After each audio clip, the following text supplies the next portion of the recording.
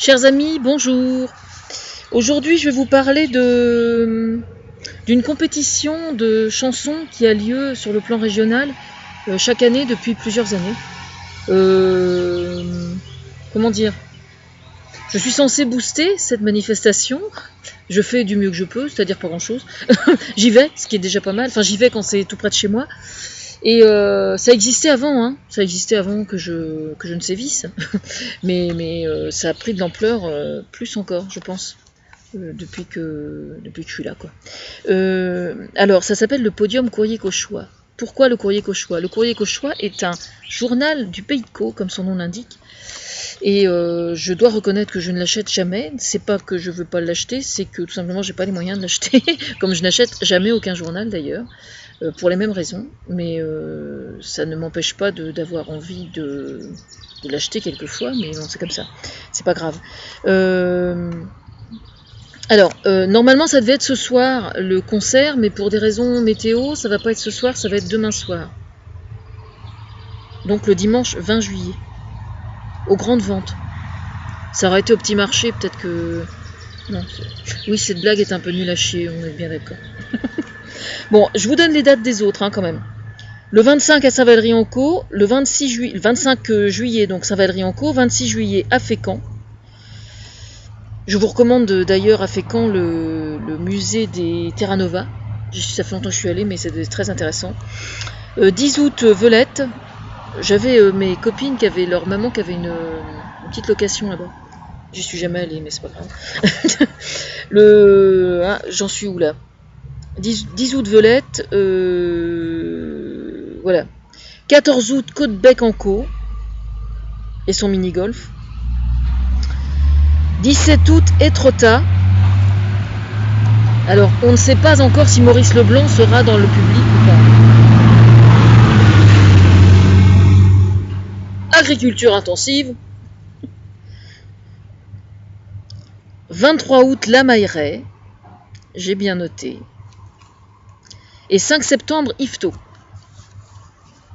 Alors, sauf erreur de ma part, je pense que cette année, il y a beaucoup plus de dates que les années d'avant. Je crois que les années d'avant, il devait y avoir, à tout casser, 3 ou 4 dates dans l'été, alors que là, on est quand même à 2, 4, 6, 7, 8, une dizaine de dates, quoi. Alors, la dernière fois, c'était à Pavilly. D'ailleurs, c'est marrant, ils l'ont pas noté là-dessus. Enfin, c'est pas grave. C'était à Pavilly et il y avait eu Little Bob Story en première partie. Alors là, je ne sais pas si demain aux grandes ventes, il va y avoir une première partie ou pas. Je ne suis pas en train de vous dire que peut-être il y a une surprise. Je me demande, moi, si éventuellement il n'y aurait pas une surprise. Ce qui est complètement différent. Voilà. Mystère. Alors, je vais être franche. J'ai pour habitude de l'être toujours. Je sais, moi, qu'il y a en région énormément de gens qui aiment la chanson française. Mais dans les gens qui aiment beaucoup la chanson française, il se trouve beaucoup de ringards et d'intégristes de la chanson française, qui ne jurent que par Brassens, Brel, etc., etc. Vous voyez ce que je veux dire ? Et puis bref, tout ce qui est en dehors de ces 3 ou 4 têtes de gondole, je serais tenté de dire, bon, c'est pas gentil ce que je dis, non, tête d'affiche on va dire, tout ce qui se chante autrement que ces 4 ou 5 superstars, bon, hein, ou bien alors il faut passer à la télé, si on passe pas à la télé, c'est du caca de riboudin, quoi. Et c'est complètement con comme raisonnement. C'est ça en fait ma conclusion, c'est que c'est complètement con. C'est vrai que moi je n'y allais jamais avant, mais si j'y allais pas, c'était pas parce que je méprisais ou quoi que ce soit, c'est juste parce que en fait j'étais mariée à quelqu'un qui ne sortait absolument jamais, et donc le peu que je sortais c'était toujours toute seule, donc je me privais de ça comme je me privais de tas de choses en fait, hein, mais pas particulièrement de ça. Mais ce que je trouve, moi donc ça fait plusieurs fois, enfin chaque année quasiment j'y vais au moins à une date, hein, depuis une dizaine d'années. Je sais pas, ça fait peut-être 5-6 fois que j'y vais. J'en ai pas raté beaucoup, quoi, en fait. Et ce qu'il faut bien comprendre, c'est que les jeunes qui chantent dans ce type de concours, en fait, ce sont des gens qui aiment vraiment chanter, quoi. Alors vous me direz, oui, c'est une lapalissade que de dire une chose pareille. Eh bien, ça n'est pas si évident que ça.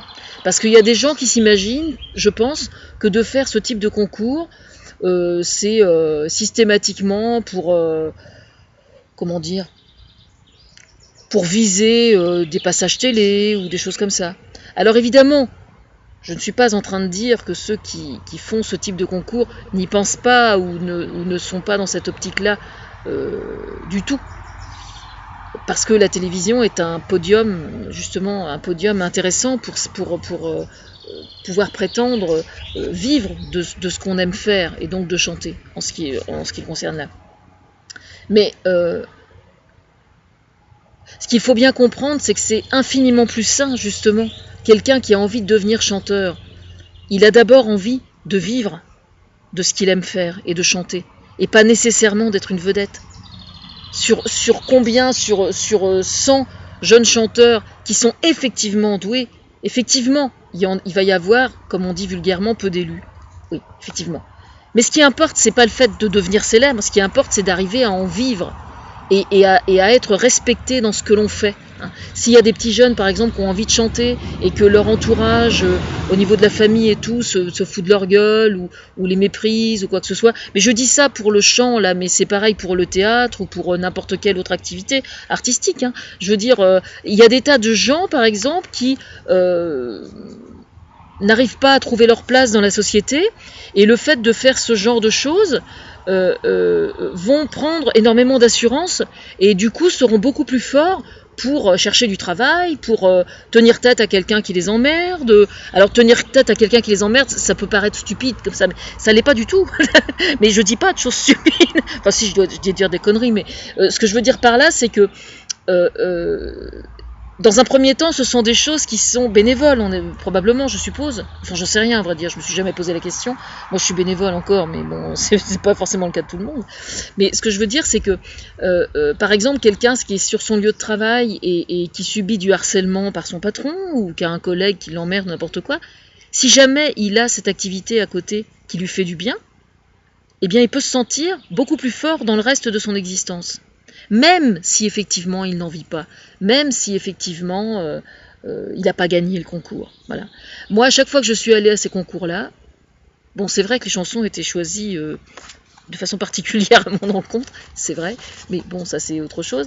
Mais ce que j'ai remarqué surtout, moi, ce qui me fait plaisir dans ce genre de concours, c'est qu'on voit des gens qui chantent avec plaisir, quoi. Ils se font vraiment plaisir et ils font plaisir au public qui est là.